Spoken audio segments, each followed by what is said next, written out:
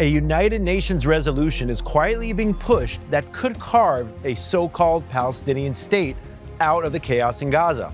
Backed by Washington and a powerful bloc of Arab and Muslim states, it promises to go even further than the framework of Trump's Gaza plan. Israel's leaders are already drawing a hard red line, setting up a potential clash not just with the Palestinians, but with its closest ally. We'll be discussing this story and more on today's Jerusalem Minute.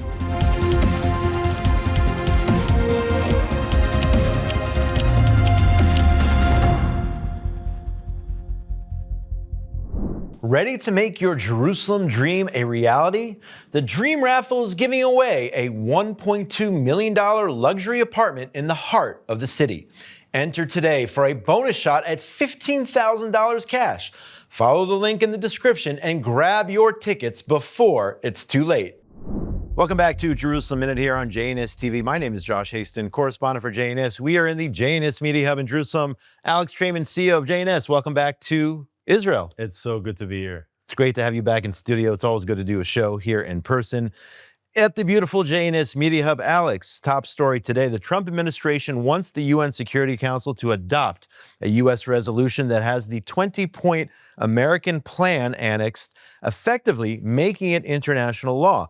The American resolution seeks to provide a mandate for an international stabilization force and a governing board. However, you have Russia, you have China. They are opposed to this. Russia, of course, has veto power. China has veto power in the Security Council. They could block the U.S. resolution, and it looks like that's what they intend to do. Right. So the first component of it is that the United States, and I would say this is being led by Jared Kushner here, is trying to get a resolution passed in the United Nations on Monday and to get it passed as quickly as possible. What they're trying to do is canonize the 20-point plan to make that the standing plan that is anchored in international law. That includes a board of governors, which is chaired by Donald Trump as being the oversight provider of the Strip, and also the International Stabilization Force, which we'll talk about a little bit later.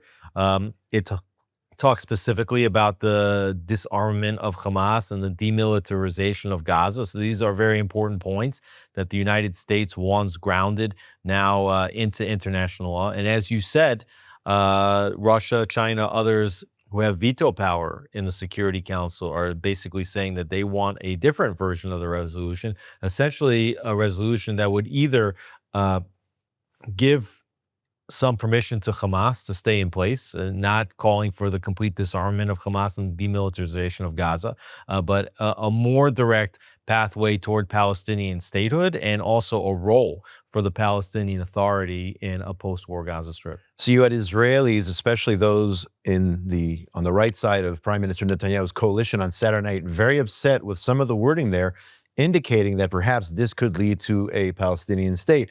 On Friday, you're even just talking about the U.S. version. Right, absolutely. Not even the Russian or the Chinese version. The 20-point plan does have, in the last point, it has an allusion to a potential pathway toward Palestinian statehood, provided that the Palestinian Authority goes through reforms. Now, this comforts with the plan that Trump had laid out in 2020 of his grand deal of the century that actually had some kind of a pathway toward a limited Palestinian statehood that would actually give Israel control over all of the so-called settlement communities, the Jewish communities in Judea and Samaria, including what they call the 15 enclaves. So basically making sure that everywhere where Jews live now would remain part of Israel, but everywhere where Jews don't live now could be part of some kind of what I've heard diplomats refer to as a sort of state minus for the Palestinian Authority. But for that to happen, that would require that the Palestinian Authority undergo significant reforms, first and foremost of which is the stopping of the pay-for-slay terror payments to terrorists, which is something that continues to be on the books. But basically, they're not allowed to finance terror. They're not allowed to incite the terror, all things that the Palestinian Authority do. If the Palestinian Authority would reform and would stop being a terror inciting and financing organization, at that point, then you might get some kind of pathway towards a statelet, a state minus, an emirate, something like that, not full statehood, because Israel still requires to have overriding security control. That's the U.S. version. Yeah, so what about the Russian and Chinese version? What are they saying? Well, what they want is to see like a two-state solution on the basis of the 1967 borders, which is not the Trump plan.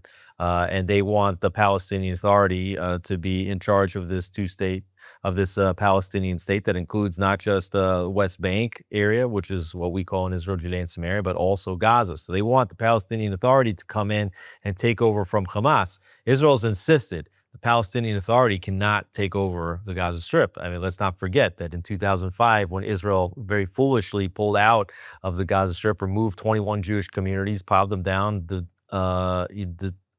removed 8,500 residents that were Israeli residents from the Gaza Strip and handed it to the Palestinian Authority.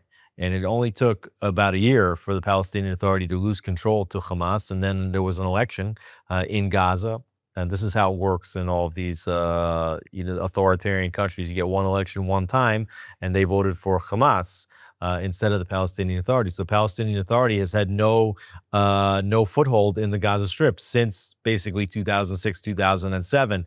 Russia and China, they want to see the Palestinian Authority come back in. For Israel and the United States, they say it's a non-starter for the Palestinian Authority to come in until they undergo reforms, until Gaza has been demilitarized, until Hamas is no longer part of the picture. At that point, and if they undergo the reforms, maybe there could be a pathway towards handing Gaza over to the Palestinian Authority at some later point. Maybe there could be a pathway to Palestinian statehood at some later point. But the Trump plan is very vague on these statements, and intentionally vague, because it also doesn't necessarily say where that Palestinian state needs to be created. Right? Maybe it doesn't need to be in between the river and the sea, as all the protesters call for. Maybe it's not going to be in Judea, Samaria, West Bank. Maybe it's going to be in Gaza, but not someplace else. So there's intentional vagueness in the Trump plan. Even so, like you mentioned, for the right wing in Israel, they don't want to hear any of these statements. Why should we be talking about Palestinian Authority? Why should we be talking about Palestinian statehood when this war was the result of the worst terror massacre in modern Israeli history, right? So Israelis don't want to hear it, but then you see what the Russians and the Chinese are proposing, and what you understand is that the vague U.S. proposal is probably a better version as far as Israel's concerned than what would be passed if it wasn't the Trump administration trying to quickly get this resolution through. So just to be clear on the wording here, the U.S., along with Qatar, Egypt, the UAE, Saudi Arabia, Indonesia, Pakistan, Jordan, and Turkey, they're the ones who signed on to this statement on Friday, talking about a viable path towards peace and stability, not only between Israelis and the Palestinians, but for the entire region, and mentioning there the pathway towards a so-called Palestinian state. And one other thing here, by the way, Mahmoud Abbas, trying to remain relevant, he is on a diplomatic world tour, if you will, stopping this week in France, talking to Emmanuel Macron, who referred to him as a Prince of Peace, actually forgetting about pay to slay, that the Palestinian Authority pays terrorists and their families for murdering Jews. But, France has already recognized the Palestinian That's somewhat state. ironic. And the reason why that's really ironic is if you remember when J.D. Vance came to Israel just a couple of weeks ago, he talked about Jesus being called the Prince of Peace. And now you have Macron calling Mahmoud Abbas the Prince of Peace. Yeah. And we remember what the Palestinian Authority did in Bethlehem, right? Bethlehem was the birthplace of Jesus, and you have the Church of the Nativity in Bethlehem. And you remember that Yasser Arafat and Palestinian Authority henchmen basically took over the Church of the Nativity for, I believe, about 40 days. The Bethlehem, that used to be a Christian city, is now a Muslim majority city. Yes. Right. So the Palestinian Authority has done everything to completely destroy and ruin the life that Christians had in the birthplace of Jesus in Bethlehem. Soon it's going to be Christmas, and actually the Palestinian Authority considers Christmas to be like a national holiday, and Mahmoud Abbas is going to go parade down the streets of Bethlehem, right, and to show like how Palestinians protect the freedom of religion of other religions. The whole thing is a complete scam, and now you've got Macron calling Mahmoud Abbas, who's one of the world's chief terrorists, the Prince of Peace. Let's turn to that international force that Trump envisions here, the International Stabilization Force. You had Marco Rubio, Secretary of State of the U.S., describing what he envisions for that force, saying the ISF shouldn't be a fighting force because the agreement that was signed essentially forces Hamas to disarm. In other words, they're not going to take on Hamas because in their vision, Hamas won't be a threat anymore. I mean, is that a reality? Is that something we can count on? What's the point of the force being there if, in fact, they're not going to take up arms against Hamas? By the way, what the PA was supposed to do 20, 30 years ago. Right. So we don't know what this international stabilization force is going to look like. And I was talking to a U.S. diplomat, and he was very coy. He didn't want to talk at all about it. He said, we can't talk about it till it's announced. So we don't know who's going to be in it. What we do know is who Israel does not want to be part of the force. We know that Israel doesn't want Qatar to be part of the force. We know that Israel doesn't want Turkey to be part of the force. It could be that Egypt would be part of the force. It could be that Jordan would be part of the force. I mean, there's clues here because we see that these are the countries that signed on to this resolution that was put forward by the United States that we just talked about. But Israel certainly doesn't want Turkey or Qatar being part of this force at all. We don't know who it will be. We heard that maybe Azerbaijan might commit some troops to the force. What we do know is that the United States said it will not put any boots or any troops on the ground in Gaza whatsoever. And then you see that it says that the International Stabilization Force won't be fighting terror. And in a way, you like the question you ask is, well, what are they doing if they're not fighting terror? But what it actually does is it lets us know what we already have known from the beginning, which is that there's only one force that can fight Hamas and fight terror, and that's going to be the IDF in the state of Israel. And the International Stabilization Force is supposed to work closely with the IDF. So what that, in a way, it's good because it means that the IDF is going to be the one that has the permission to go ahead and fight terror. With the threat of an international stabilization force, and what you don't want is to have, like you had in UNIFIL, right, the UN troops that were in southern Lebanon. They say, Israel, you don't worry about it. We're going to make sure that Hezbollah doesn't arm itself near your border in southern Lebanon. But you know that when the UN or some other international stabilization force says that they're going to be the ones to fight terror, what they're basically saying is that, Israel, you have no right to fight terror. And here, what Rubio is saying is important. He's saying that the ISF shouldn't be a fighting force because the agreement that was signed calls for the demilitarization of Hamas. Well, who demilitarizes Hamas? Right. Only the IDF, only Israel. Absolutely. And other parts of that U.S. plan for Gaza leaked, or reports circulating over the last several days. The Guardian saying the U.S. is advancing a plan to permanently divide Gaza, creating a militarized green zone under Israeli control with the international force there. And then you have a red zone under, which would be under PA control, or another group, or Hamas control, whoever's left there in Gaza. So they actually released some sort of map there detailing that Israel would take over, I guess, permanently more of Gaza. There would be less of that area over to whoever is still around, I guess, the day after. At the same time, the U.S. going on a PR campaign, I would say, trying to push their plan. U.S. Ambassador to the UN, Mike Walls, in an op-ed he penned in the Washington Post, urging the Security Council to support the Trump peace plan. So all that is happening at the same time. Well, here, when you look at what the Guardian is reporting, this is kind of like the threat on the one hand, but it's also the most likely reality. We know that when the war was ended, when the ceasefire was declared, that Israel controls 53% of the Gaza Strip. Israel controls the whole eastern section of Gaza, but it also controls very thick borders along the north and the south of Gaza, so that there can be no the flooding of Gaza with weapons. That was a victory, I think, for Israel, because you would have thought that Hamas would only agree to some kind of a ceasefire with a full Israeli withdrawal, and Israel only withdrew partially out of the Strip. And what's likely to happen is that the IDF is going to stay in that section of the Strip for the long term, if not forever. And they're going to make sure that Hamas is isolated in this other, I guess what they're calling the red zone of the Strip, which is actually where most of the Palestinian civilians are.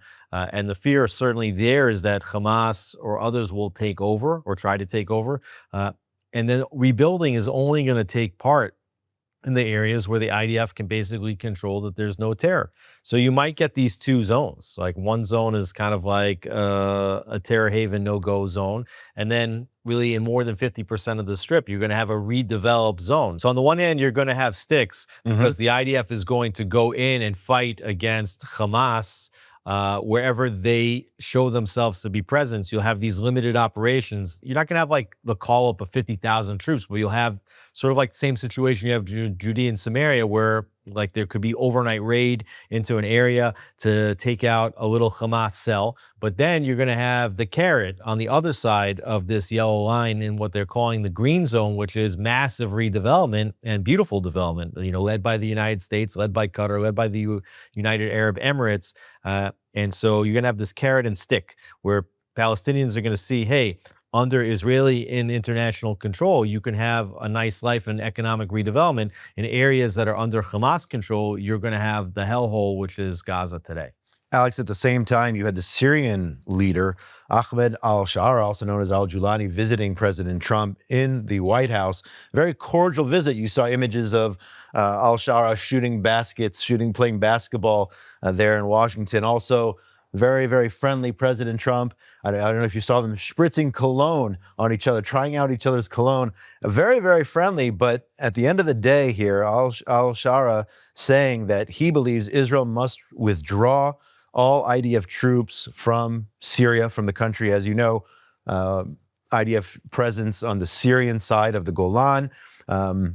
And President Trump said he would push as quickly as possible some sort of solution there, as the Syrian leader basically insisting that if he wants to normalize ties perhaps with Israel, get more involved in Trump's vision for the Middle East, then Israel must pull out of the Golan. And our prime minister said time and time again, that is not happening. Well, let's review here how Ahmed al-Shara became the president of Syria to begin with. Okay, so Israel basically completely neutralizes Hezbollah.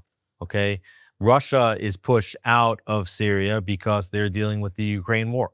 Iran can no longer support Bashar Assad. Hezbollah can no longer bolster Bashar Assad, the previous president of Syria.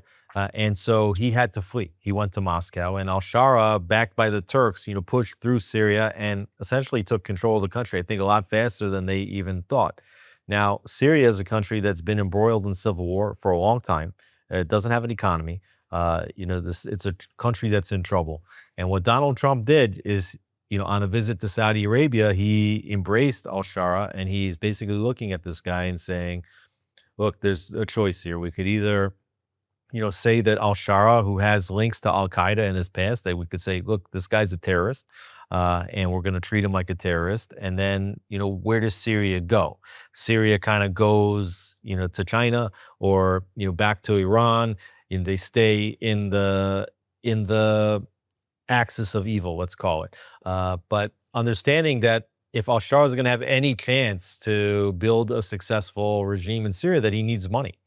So Trump says, stay in the American orbit. You'll visit me in Saudi Arabia. Now you'll come to the White House. Let's get you in a suit. Let's get you in a tie. Let's spritz cologne. Let's shoot some hoops. Okay, that's better than shooting people. Okay, shoot hoops instead of shooting civilians and minorities. And let's see if we can get you to play ball, not just shoot hoops, but play ball also means normalizing with Israel. Now, al-Shara is saying for public consumption that he wants there to be a full Israeli withdrawal from southern Syria. Now, Israel was pretty deep into Syria. I mean, they operated all across Syria to actually demilitarize all of Syria during the war. I think it was one of the best moves that the prime minister of Israel made, which was to recognize with Assad's falling that there was a very limited opportunity to go in and strike everything that you knew existed in Syria militarily, and Israel did that. They took control of a major buffer zone in southern Syria. Israel is withdrawing from much of it. They're not going to withdraw from the northern section of the Golan Heights, which is a mountain that's, I think it's at least twice as large as the point that Israel previously held in the southern Golan Heights. Israel's going to keep that. And I think that what Trump wants to do is use the leverage that he now has over al-Shara in terms of loan guarantees that he's providing to Syria, and say, hey, in exchange for that, what we want to see is for you to normalize relations with Israel. We want Syria to be part of the Abraham Accords. And I think there was a lot of people that were actually expecting that some kind of a signing might take place on previous trips by Israeli Prime Minister to the United States, like around the UN. People were, considering maybe there'll be some kind of a signing with Syria. Now, with al-Shara going to the White House, also, you thought that perhaps there could be the announcement of a process. Al-Shara is saying not yet. I think that Trump is still hopeful that al-Shara will come around and recognize that it's in his best interests to normalize relations with Israel if he wants to continue to maintain U.S. support. Alex, at the same time, there was a report on Axios this week indicating that Israel is seeking a 20-year U.S. military aid guarantee, with some additions and changes to previous agreements. However, Prime Minister Netanyahu denying that any such arrangement was under discussion. It's on the Axios news site, and it says, Scoop, Israel seeks 20-year military aid deal with U.S. with America first tweaks. Is that correct? I don't know what they're talking about. My direction is the exact opposite. Insisting that Israel is moving toward reducing its reliance on U.S. aid. So what is the reality here in terms of what Israel wants moving forward? We've talked about the lessons learned from October 7th, that Israel has to be more reliant on itself in terms of its military, in terms of preventing a future October 7th. So is Israel seeking more U.S. aid, different U.S. aid, or perhaps reduced, as indicated by Prime Minister Netanyahu? Well, we remember when Joseph was the viceroy in Egypt, and Pharaoh had a dream, and before he named Joseph as the viceroy, basically Joseph instructed him that there was going to be a famine, and that the famine was going to come in 7 years. So it was going to be 7 years of plenty, followed by 7 years of famine, and that Israel would need to prepare in the years of plenty. Rather, Egypt would need to prepare in the years of plenty for the years of famine that were ahead. Under President Trump, Israel's in the years of plenty. We see that one of the first things that President Trump did on day one when he got back into office was sign on a dotted line to release all of the weapons that had been contracted for Israel, but were being withheld by the Biden administration. And it was a lot. It wasn't just that the shipment of 2,000-pound bombs that Anthony Blinken and the Biden administration talked about. There was a lot of weapons. Right now, Trump's helping Israel to rebuild its military stockpiles, okay, because stockpiles got dangerously low at a lot of points in the war. And fortunately, Israel was able to finish the job without completely exhausting its supplies. But without these supplies, Israel is completely vulnerable if it should be attacked again. Now, fortunately, Iran and its whole axis of terror is in no position to attack Israel. So, right now there is some time to rebuild.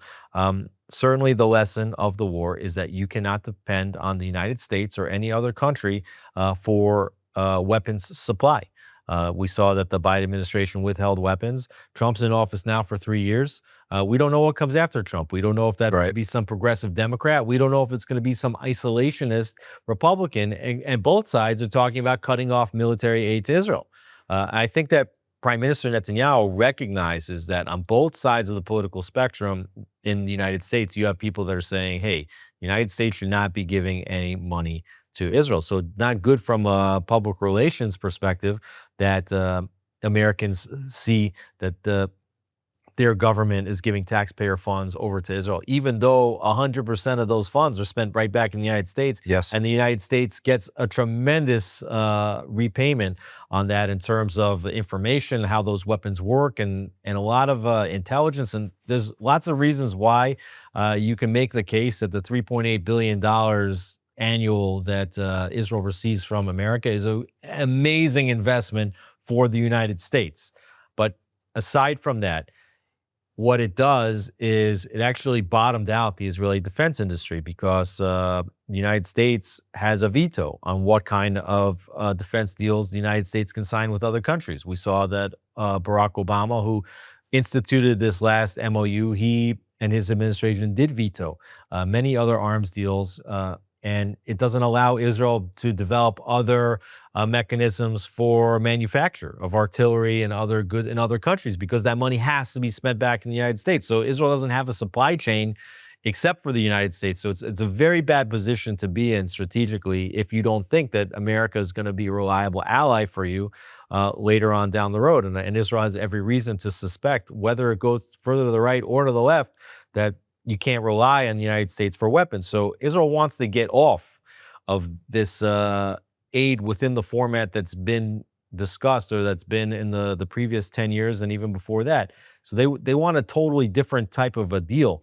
Now, there could be some kind of mutual defense package that gets created, a defense fund, for, let's say, a joint defense fund where both the United States and Israel put money in for the development of tools like the Iron Dome, which is a joint U.S. Israeli built missile defense system. So you could see something like that, but it's not going to be any longer, I think, the just straight provision of military aid from the United States to the state of Israel. Israel certainly has to prepare for the future. And by the way, the haters, they're coming from the left or the right. They never use that line. They never admit that the money is reinvested in the U.S., creates thousands and thousands of jobs in the U.S. and benefits that economy. They never admit that. Why would they want to admit that? Of course not. They certainly leave that out. I think it's also important to note that, from the monetary perspective, Israel doesn't really need it anymore, okay? Like when you're talking about $3.8 billion, it sounds like it's a lot of money. For the United States, it's not that much money. But even for Israel, you're talking about less than 2% of the GDP. So Israel can afford it. It's not a question of the money itself. It's more about the guarantee of the provision of weapons. That's the most important component. It's not who pays for it. Israel can pay for it. They just need to know that it's guaranteed that there is a supply chain, because Israel does live in a dangerous region in which it is attacked. The United States is not attacked. Okay, it has not been attacked since the Japanese attacked Hawaii and Pearl Harbor, in World War II, one time, out in the middle of the Pacific. Israel finds itself under attack and under the threat of attack all the time. So it needs to know that it has the weapons, it can manufacture, can supply itself the weapons to defend it against other attacks. And I think what's going to wind up happening here, you're going to also see that Israel is pivoting, to other countries in order to figure out new supply chains for the manufacturing of weapons. But even if they do, there's nowhere else you can get an F-35 except from the United States, right? I mean, Israel might have to turn to China for weapons supply, but I don't think America wants to see Israel turning to China for weapons. So if the United States doesn't want Israel turning to China for weapons, then the United States has to guarantee that they're going to provide planes. At the same time, you're also seeing the United States offering to sell F-35s to the Saudis and to the Qataris and potentially to the Turks. So this is all things that make Israel's own defense situation more complicated, and Israel has to maintain its qualitative military edge. So it needs to know that it has guaranteed supply of weapons in order to fend off the possibility of future attacks. Alex, moving on here, here's a story which was domestic, which is now internationalized. I'm talking about Prime Minister Netanyahu's corruption trial. In his case, the Prime Minister on Wednesday night thanked U.S. President Donald Trump after Trump called for Netanyahu to be pardoned in his ongoing corruption trials. He penned a letter to President Isaac Herzog asking for that. If you remember when President Trump was here, he mentioned that kind of jokingly at the Knesset, but it seems like he was very serious. He wants Israel to pardon, he wants the president to pardon Prime Minister Netanyahu so he can get on with his life, get on with his job.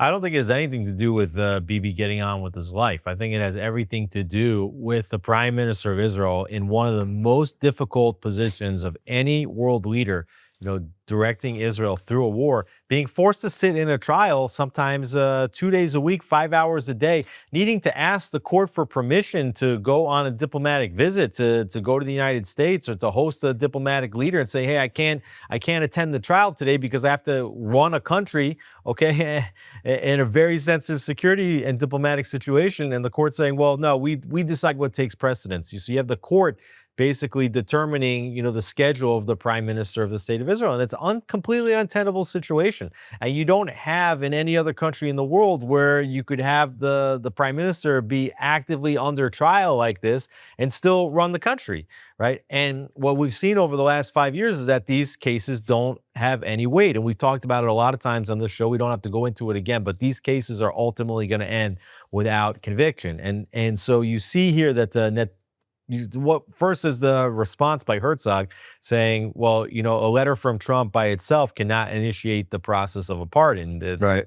That the person themselves, the one that's under trial, would have to himself write a formal letter requesting a pardon that the president cannot just initiate. He's saying it's not like the situation in the United States where the president just can really pardon anybody he wants at any time.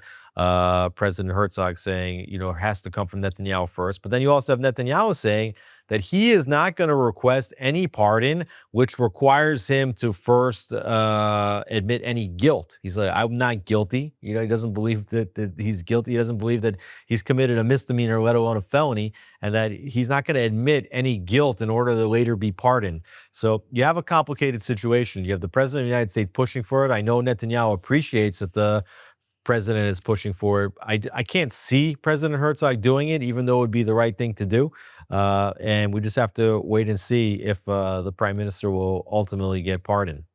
Alex, Israel's still at war. A lot of people forget that, even with ceasefires in Gaza, ceasefires with Hezbollah in the north. And thank God for the brave men and women of the IDF keeping us safe 24/7. Just this week alone, Israeli security forces broke up a major Hamas terrorist cell in Bethlehem. So let's not pretend. Bethlehem before. Yeah, let's not pretend that Hamas doesn't exist in Judea and Samaria. Over 50 operatives were arrested.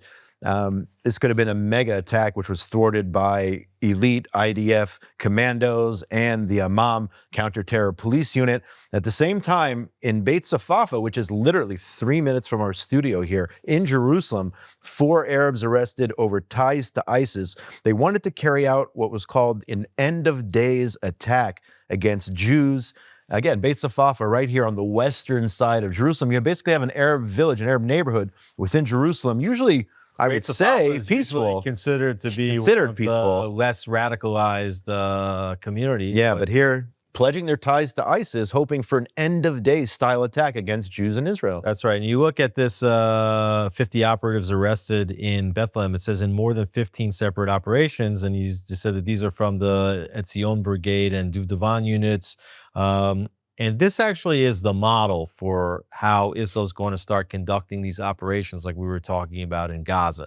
What happened in Gaza was that between 2005, the Israeli pullout, and 2023 on the October 7th attack is that the IDF was not operating freely in Gaza when they needed, right? In Bethlehem, even though it's Area A, this is an area that's supposed to be under full Palestinian administrative and security control. But what happens is that when Israel has intelligence of, some kind of a terror nest, hornet's nest, coming towards the surface, what happens?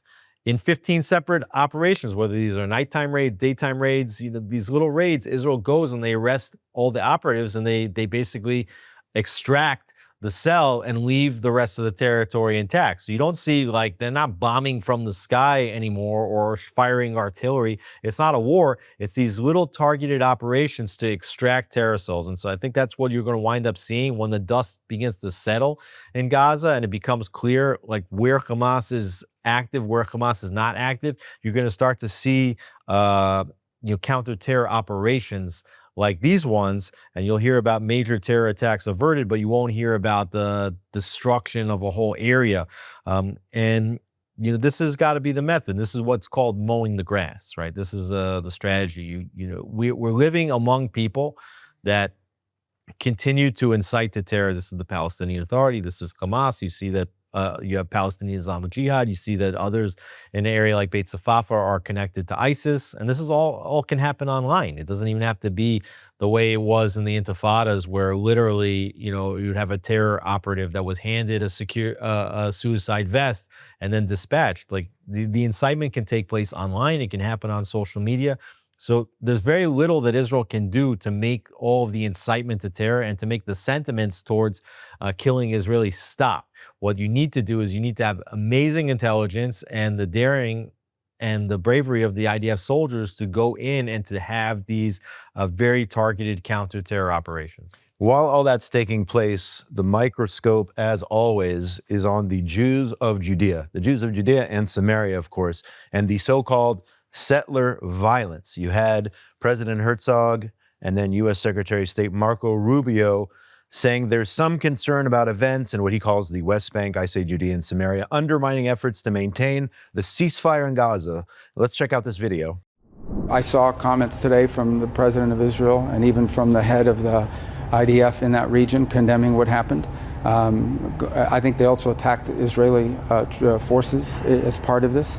So it, well, I don't have all the details on exactly what happened, but this has happened in the past. But yes, look, certainly there's some concern about events in the West Bank spilling over and creating an effect that could undermine what we're doing in Gaza. So there you have the Secretary of State linking events in Judea and Samaria, as he says, caused by Jews, linking that to the situation in Gaza. Do you think that's dangerous, linking those two things together? I think it's totally dangerous. I mean, these two are isolated territories right now. Hamas is not, collaborating with, that closely with these groups in Judea and Samaria. They're isolated geographically. You don't hear Rubio coming out, saying anything about these major terror attacks averted from Palestinian terrorists, in the West Bank, what he would call the West Bank, what we call Judea and Samaria.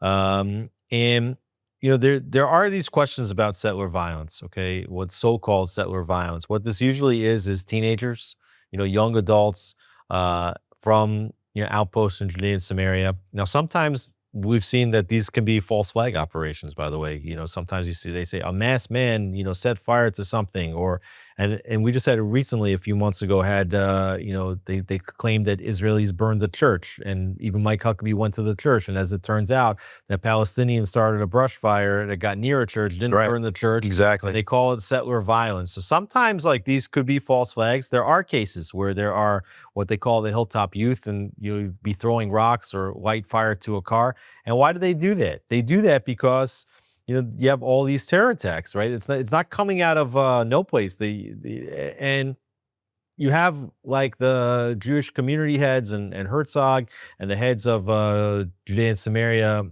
the governors of Judea and Samaria, calling these people anarchists.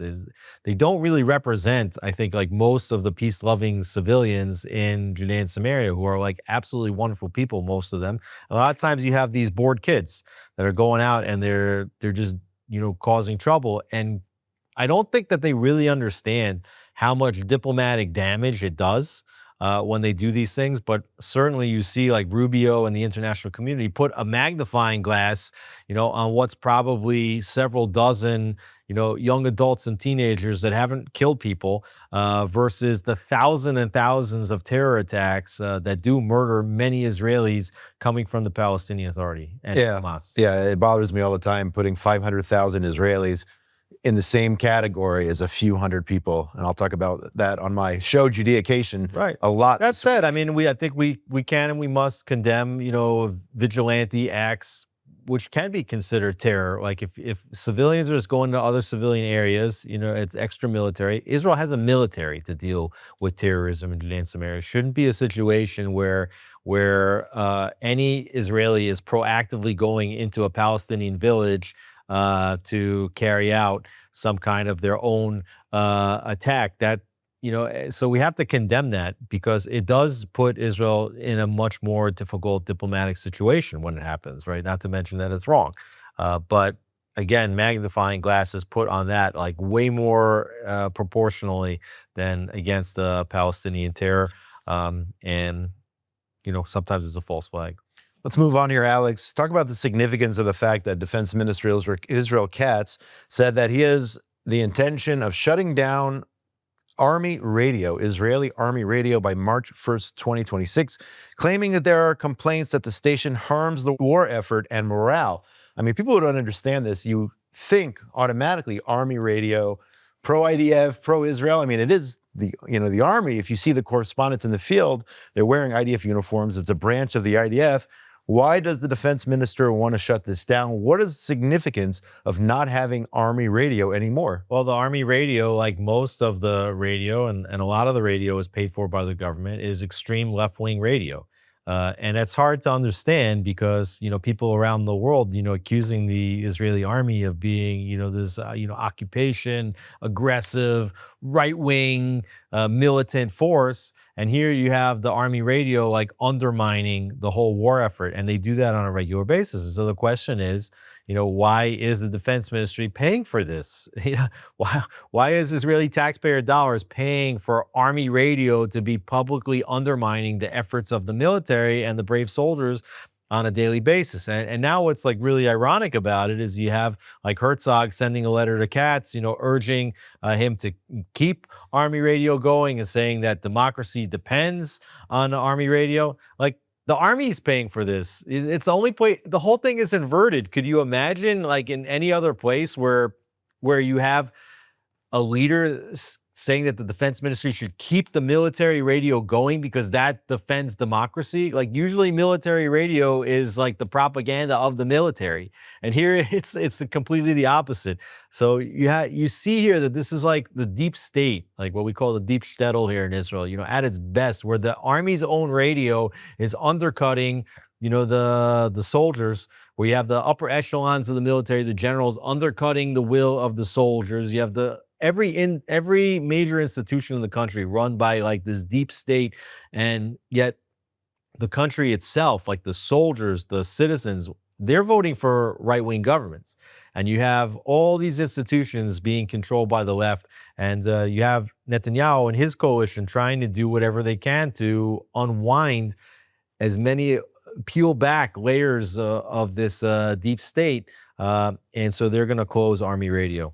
Army radio closing. They are going to keep the music station, though, known as Galatz, which usually doesn't get political. Sometimes they get political, but that will keep going. But why should the army be paying for that also? I mean, that's the whole thing. Like, radio should be based on the interests of the market. It should be a commercial station. Right. That's where the market determines what music gets played, not the army. The army shouldn't be deciding, what music people in Israel are listening. They shouldn't be deciding. You want to have a free press where a right-wing company, can come in and open up a radio station and spout its views. A left-wing company can spout its views. A center of the road balanced station can come in and open up its views. And what's going to determine which one is successful and which one stays open is the market, which one has more listeners, right? But that's not the way the media in Israel works. Unfortunately, that is the case. We will get there one day. Finishing up on today's show, Israel's Strategic Affairs Minister, Ron Dermer, who you've spoken with, you've interviewed numerous times, resigned from his position on Tuesday, informing Prime Minister Netanyahu in a letter. Netanyahu thanked Dermer for his tremendous help and really thanking him for all that he's done for the state of Israel. So Minister Dermer, no longer, who's been Netanyahu's top advisor for many, many years, serving for many years as Israel's ambassador to the U.S., came back to Israel and then became a minister appointed by Prime Minister Netanyahu. What do we make of Dermer's resignation? It seems like, he's just spent so much time in the public sphere, even though he wasn't, known for speaking to the media a lot, always keeping a low profile, very humble, doing his job. But what do we make of the fact that Ron Dermer will no longer be part of this government? Well, I think it's a very difficult situation for Netanyahu. Like you said, Dermer's basically been Netanyahu's right-hand man on major diplomatic issues, particularly managing the relationship between Israel and the United States for the better part of 20 years. And as you mentioned, he served as the Israeli ambassador to the United States for over 8 years, which is an extremely long service. Before that, he was dispatched as the economic attaché to the United States. And Dermer is a family man. He's married. He has 5 kids. He's got kids serving in the military. He hasn't been home. At many points throughout the war, you had like massive protests in front of his house when he wasn't even there. It's disgusting that protesters should be able to protest in residential neighborhoods. They should be protesting if they want in front of office buildings and in public squares, but they take it to residential neighborhoods, and it put a lot of pressure, I think, on the family. There were times where their kids couldn't go to school, and Dermer's just given so much of his life living with his family in the United States for 8 years. Now, basically, barely being at home for the last 3 years.